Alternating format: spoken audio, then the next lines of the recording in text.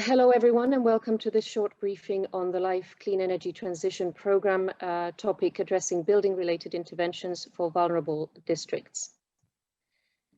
Energy poverty continues to be a major challenge in Europe, with around 34 million people unable to keep their homes adequately warm. And the root causes of this lie in high energy expenditure and low incomes, but very importantly, the poor energy efficiency of dwellings.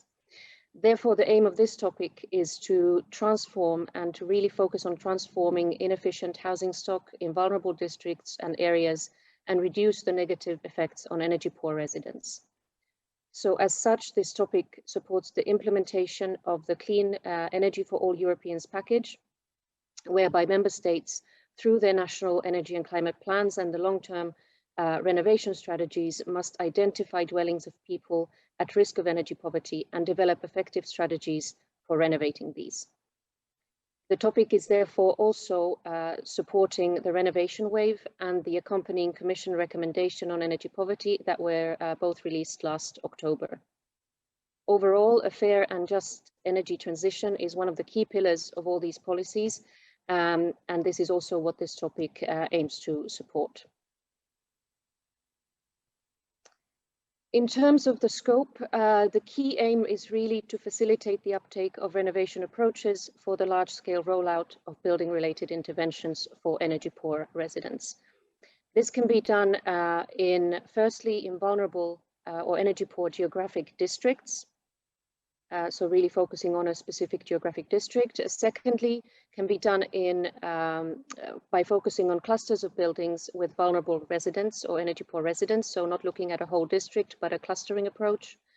And then thirdly, to look at groups of buildings with energy poor residents and occupants that might be across different districts or areas, but have common building management or common housing associations, such as social housing associations that are tying them together.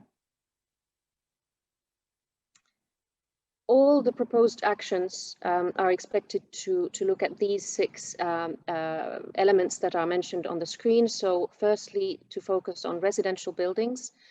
For example, this can be multifamily apartment buildings, this can be the private rented sector, social housing or owner-occupied buildings as well.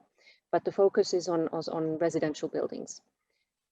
Secondly, to maximize the energy savings and the buy-in of the residents and occupants should be involved from early on in the process to ensure their support, and all the actions should include accompanying measures to adapt the residents' post-renovation behavior. And this can be, of course, done in many ways through engagement campaigns, advice sessions, trainings, depending on the approach that you are taking.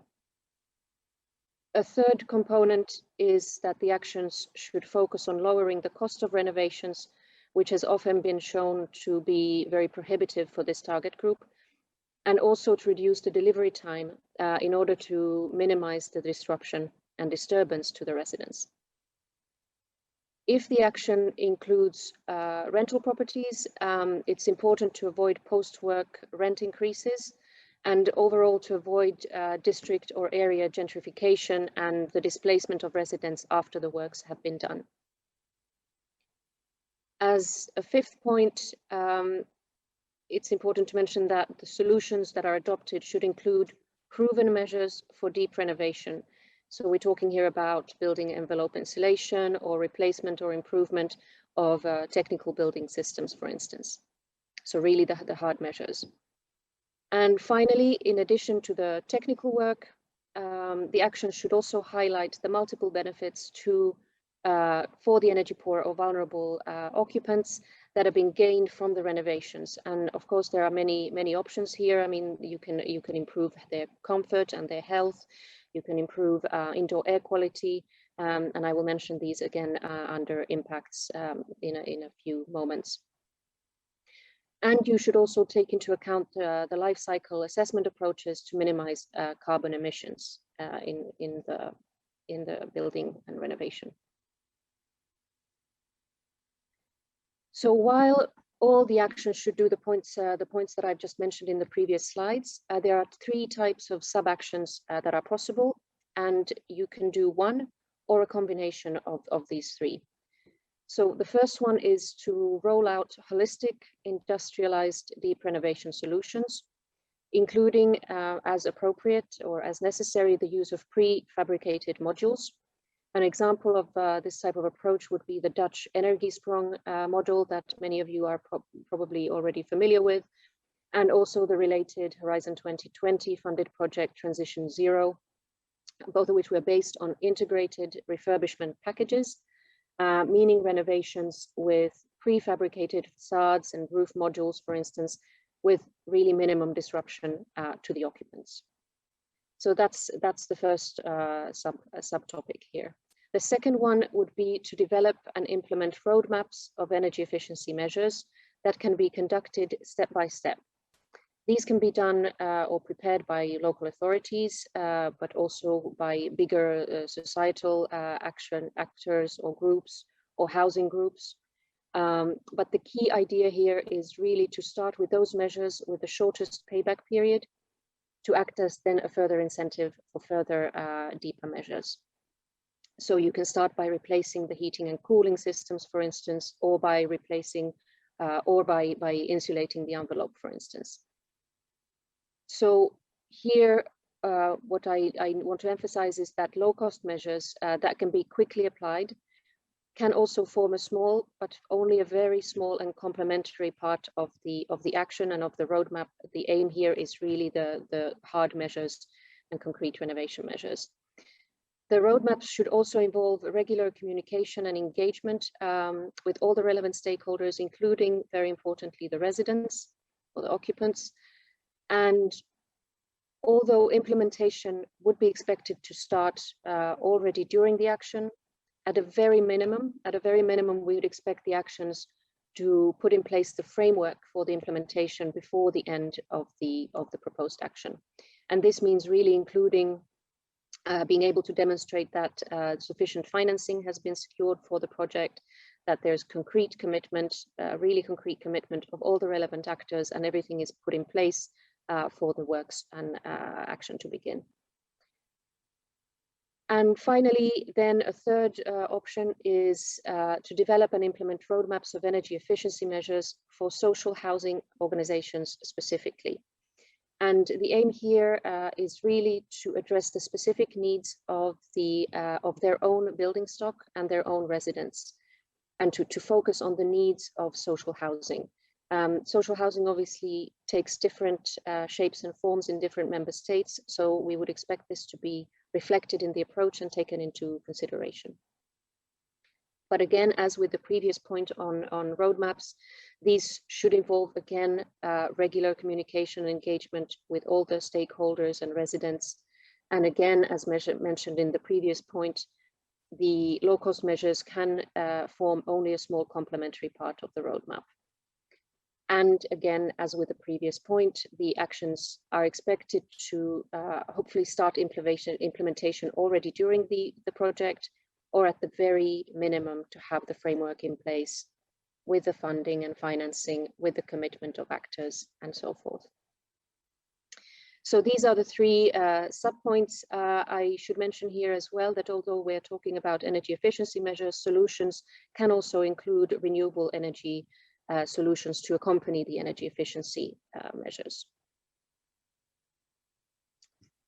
In terms of the expected impacts for these households, I want to underline that it's really impacts that should be demonstrated for energy poor residents and vulnerable residents specifically, so not citizens overall.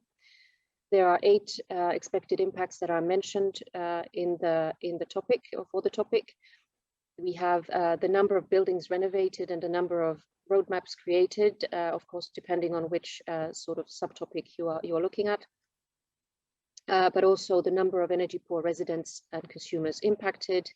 And it's also very important to demonstrate the effectiveness and the replicability of the proposed solutions for energy poor and vulnerable residents. So how can that approach be replicated in a different region, in a different locale, in a different country even perhaps?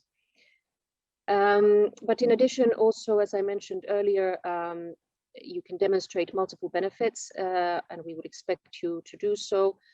So really to look at perhaps the improved mental and physical health of residents, the indoor environment, improved air quality, but it could also be more reduced public health expenditure or improved social inclusion of those residents. So there are many possibilities here, and these are just examples. As this is an energy efficiency topic, we of course expect primary energy savings and renewable energy generation triggered by the project to be mentioned, even though in some cases for energy poor residents, the primary energy savings might not be particularly high. We would also expect investments in sustainable energy triggered by the project to be mentioned. And finally, also indicators for measuring energy poverty. And for this, I would refer you to the Commission recommendation on energy poverty that I mentioned earlier, as well as the accompanying Commission staff working document, EU guidance on energy poverty, which also refer to indicators and could be a good starting point to look at. So in terms of really the key considerations that I would, the key takeaway for this topic is really to focus on building related interventions. In the past Horizon 2020 funded projects on energy poverty, we have focused more on behavioral change and audits. This time it's really focused on the building itself and focus on really the vulnerable and energy poor districts and groups of buildings and their specific needs. And this is also where the involvement of the relevant actors comes in, including the societal intermediaries where appropriate to reach the households and really engage with them. But these can also be, in many cases, we would expect local authorities to be involved, or even energy communities, depending on the type of approach you will be taking. And as I mentioned, an important factor here is the occupants' post-intervention behavior. Ensure that they are guided through the process, that they are buying into the process, and they're involved throughout the process. So although this is the first time for an energy poverty topic with this specific building focus, there are many relevant building and renovation projects that have been very successful over the years, and also many energy poverty projects that have aspects on engaging with energy poor residents that would be of relevance, and we would expect you to really build on those and take those into consideration. Some of the examples are here on the screen of previous and ongoing initiatives. And in addition to some of the projects here that are perhaps more relevant to this topic, I would also strongly suggest you have a look at the EU Energy Poverty Observatory website, which provides many further examples and information that you should take into consideration and build on to ensure that you are not replicating previous actions. And with that, I would like to thank you for your attention, and we look forward to receiving your proposals. Thank you.